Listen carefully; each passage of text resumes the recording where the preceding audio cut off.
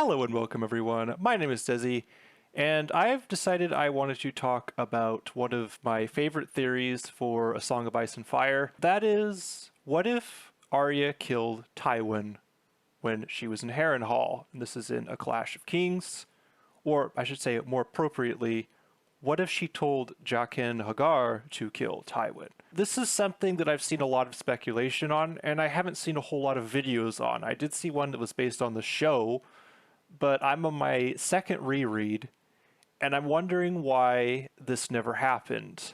And this is probably one of the most asked questions in the fandom. So I really thought I would give it a go. From a reader's perspective, this really seems like it's the obvious choice, because the first person that she killed, the second, and then the third, none of these really had any impact. After she kills the second person, she realizes, hey, I should have really thought of getting rid of Tywin because he's kind of a big deal. And, like, he's fighting my family. But by the time she realizes her mistake, it's too late and Tywin is already marching out. Initially, I thought that this would be a pretty quick analysis and it'd be a fun little video, but I really got sucked into the rabbit hole here because there is a lot of things that could happen. There are so many plot lines that are impacted and so much that could change. And this is more or less an example of chaos theory in a fantasy setting. So anyway, without further ado, let's get into it. And I just want to talk about Arya's first two wishes here. The first was Chiswick. He was a member of the Clegane bodyguard or soldier group, and he essentially was telling a story, one of probably the worst stories in the entire series, about how basically the Mountain had SA'd this girl and made her father watch, and it was horrible. And this was relatively early on when she got to Harrenhall, and after Jaqen had offered her the 3 free kills, essentially, and she orders him killed. The second was Weese, and this is the one that really made me question why she would... Weese did not necessarily... He was awful to her, and Weese was a bad person, but Weese was by far, compared to the Clegane group, like, he was a walk in the park. He just... I think he hit her with a stick or something like that and threatened to have his dog sick or something. She orders him to be killed second. And my hypothetical would be that instead of ordering Weese to be killed second, she orders Tywin to be killed second. Now, killing Tywin would upset the entire balance in Westeros. It is right in the middle of a war.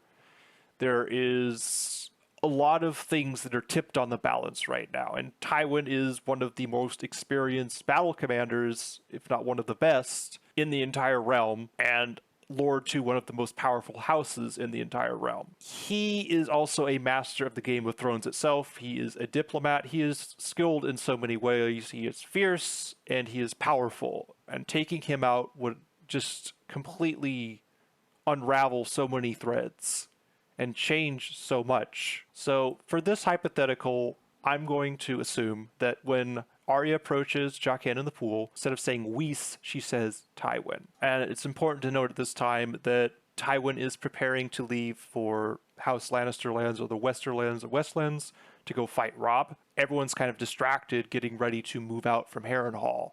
So this is actually a fairly opportune time to do it. And before I really get into the nitty-gritty, I think it's very important to acknowledge what is going on at the time.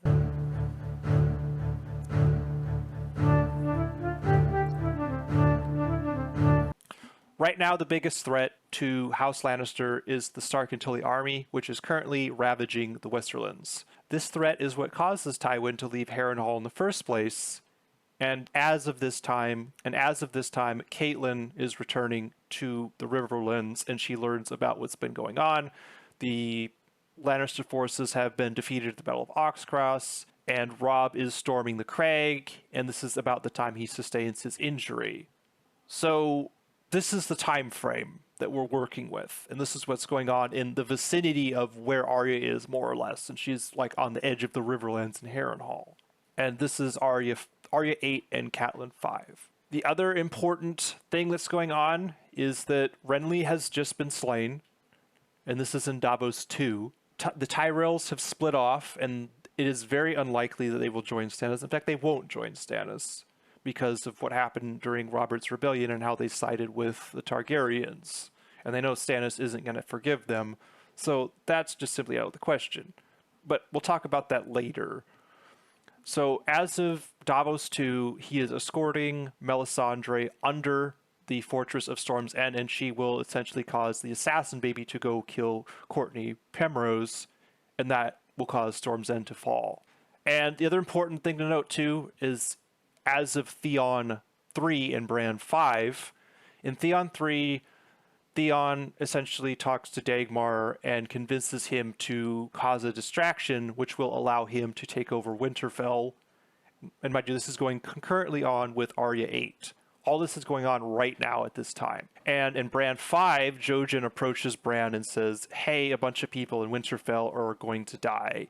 So in Tyrion 9 and 10, which are concurrent with Arya 8, this is when Tyrion is essentially at the height of his power. He is scheming, and he has already proposed the Tyrell marriage pact since Renly has perished. This is after Renly's assassination.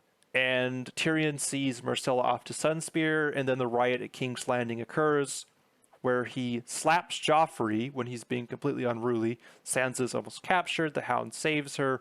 So when Tyrion slaps Joffrey, basically calls him a little brat and berates him, this is what more or less causes Joffrey to want Tyrion dead, among other things. Also during this time, Sansa and Ser Dantos are talking and planning their escape.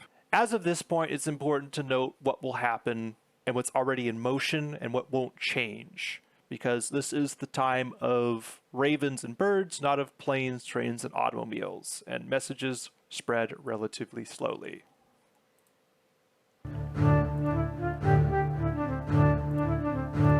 Now, despite the morale shock of Tywin perishing in his untimely demise, the Lannister forces will still march to relieve the Westlands. There's no reason to assume that this will change. The Lannister army is not going to just stop functioning and fall apart with the death of Tywin.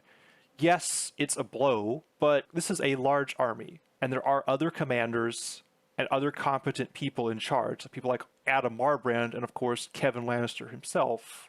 We are assuming that the Lannister armies are still stopped at the Battle of the Fords, and Robb's plan to trap the army is foiled by Edmure's foolishness. There is no reason to assume that this will change. Kevin will continue his plan, or continue Tywin's plan.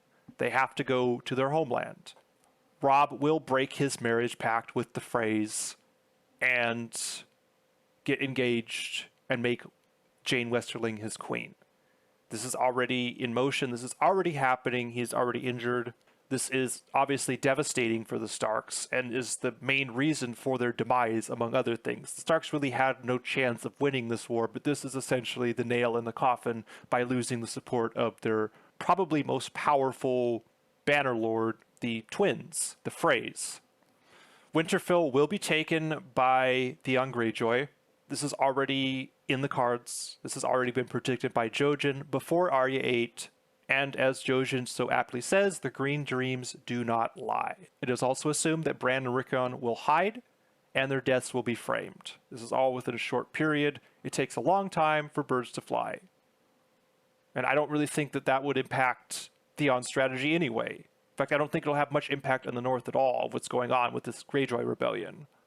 The other assumption is the siege of Storm's End is broken, and King's Landing will be assaulted.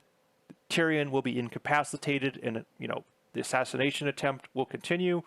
All that's in motion. It can be assumed that with the death of Tywin, that there might be morale, and that Lannisters might not fight with the same vim and vigor. But the fleet will be largely destroyed by wildfire, and this is a huge impact.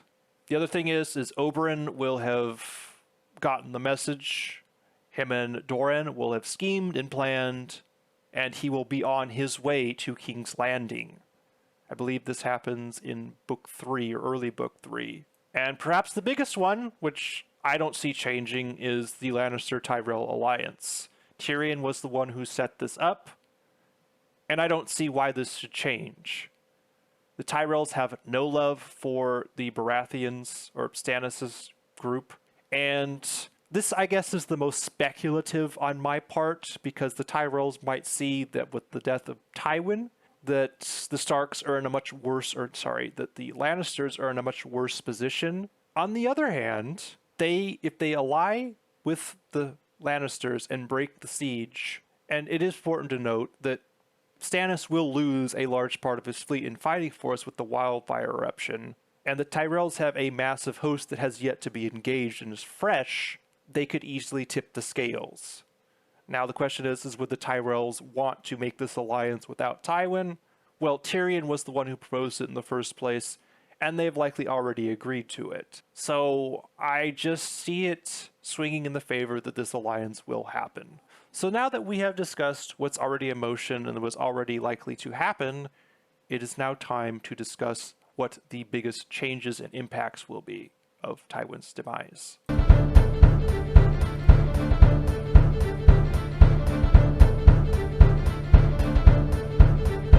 The first thing to point out is that Kevin will now be the Warden of the West and will take over command of the Lannister armies. This is the natural choice. Kevin is Tywin's right-hand man. Kevin is not nearly as skilled or savvy as Tywin, but he is still competent. It is important to note that. This is why, spoilers, he was killed at the end of A Dance with Dragons, is because he was remedying the relationship between the Tyrells and the Lannisters, and that simply couldn't happen. This chaotic mess that Varys is trying to create, Kevin was attempting to reconcile and fix this, and that he had to go because of it. So yes, Kevin is not Tywin, but Kevin is still competent. And another thing to point out is Lannister morale will take a hit, but with Kevin in charge, with somebody so high up on the totem pole, I don't see any major changes in the overall strategy.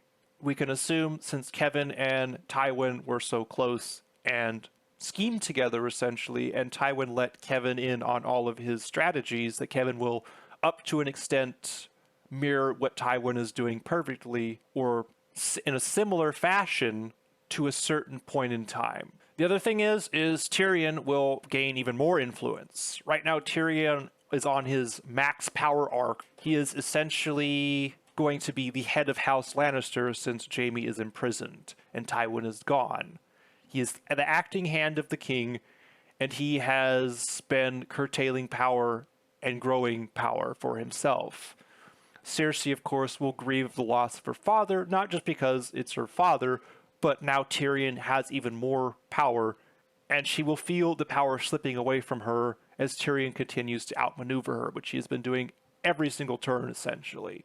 Every now and then Ciri gets back at him, but it's just been him replacing Janos Slynt, him gaining control of a lot of the inner workings of King's Landing. But now he is essentially has unchecked power. Tywin is no longer around, and Kevin is not Tywin, especially when it comes to politics. Without Tywin, Cersei is forced to cooperate more with Tyrion, although she secretly is planning his demise, of course.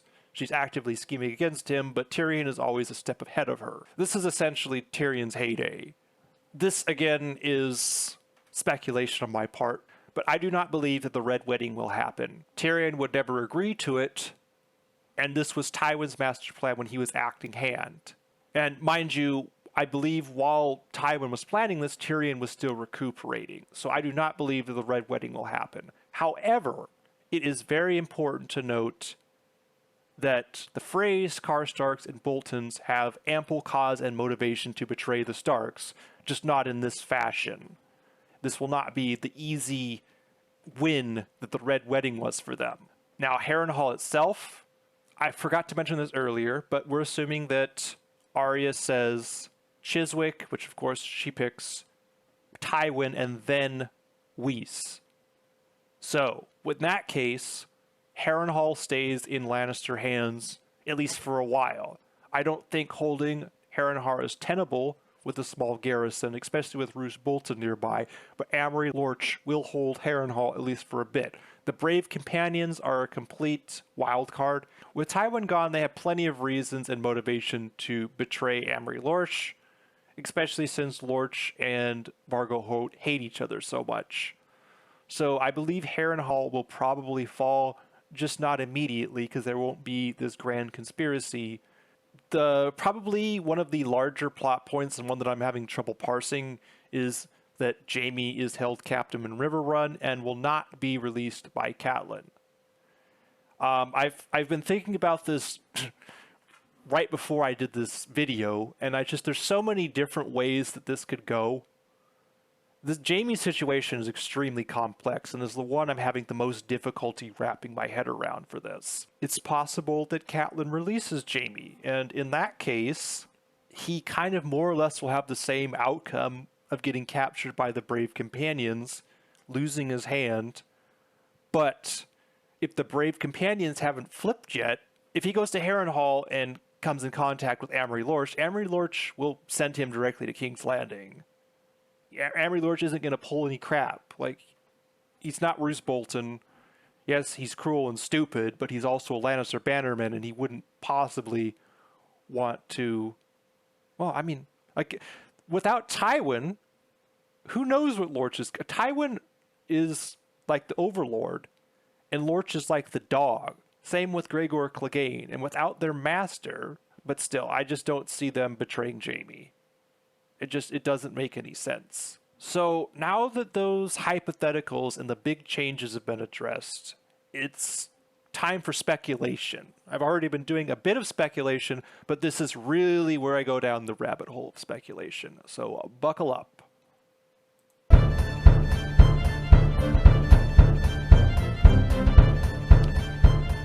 The big one that I'm going to start off with is the Karstarks, the Freys, the Boltons, and the Greyjoys. What's going on in the north with all the chaos up there. I believe that the Freys, Karstarks, Boltons will begin to scheme with the Greyjoys. This seems to be their easiest option, the most logical thing to do, and I don't see why the Greyjoys, considering that the Karstarks, the Boltons, and the Freys are also fighting the Starks, would necessarily be opposed to this, especially Asha. I think Asha would be the one who would broker this. Theon is an idiot, so I don't see them approaching him, but I could see Walder and Roose making terms with Asha. And since it's the enemy situation, they could agree to potentially split. The Karstarks are already exiled. They've already murdered the Lannister captives. The Boltons are scheming, and the Freys will simply not forgive an insult to their house. Walter is a stickler for honor, and he's not going to reconcile with Robb after Robb just essentially slapped him in the face with this marriage betrothal, or with breaking off the marriage contract. Another thing is the siege at Winterfell will be broken. Ramsay will attack. This is already set in motion, I believe. I don't see anything changing in that department.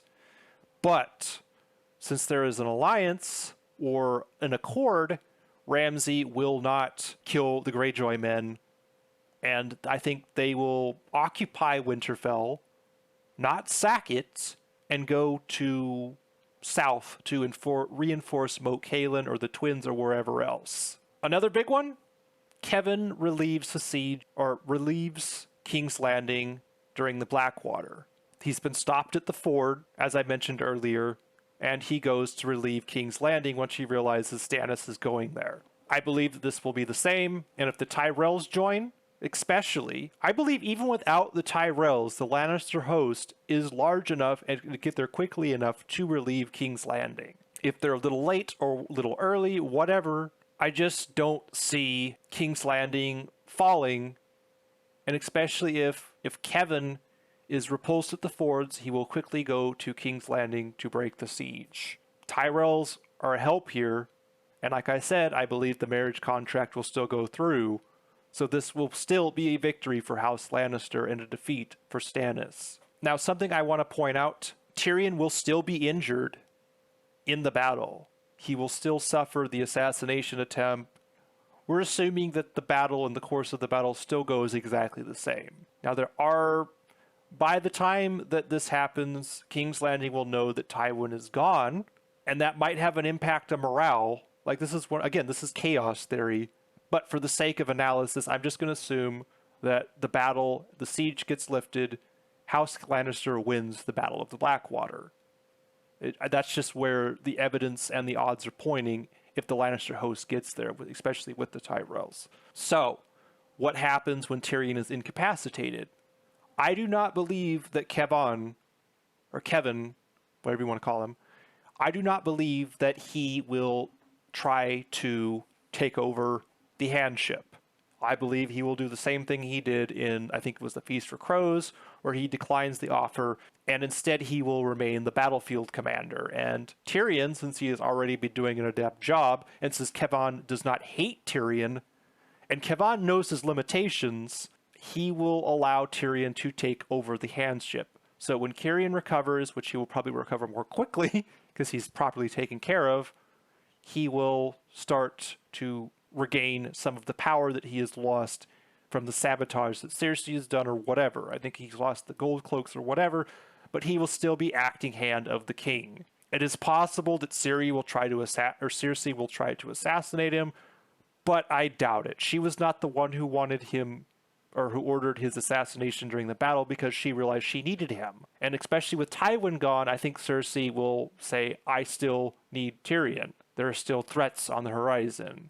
Starks are not dealt with, for one. So this is where I'm also going to go off on a bit of a limb. I do believe that Tyrion, Olenna, and Littlefinger will plan the Purple Wedding. This time Tyrion will actually be involved in the assassination of his nephew. It's important to note that Olenna already knows, and Olenna is essentially the power behind House Tyrell, that Joffrey is a monster and will likely abuse her granddaughter. Littlefinger kind of let this slip. So this is not going to happen. Tyrion has a reason to have Joffrey taken out, and he has been thinking about it and talking with Bronn about it because Joffrey is just horrible, and when he comes into power, it's just going to be awful. He's going to be another Ares.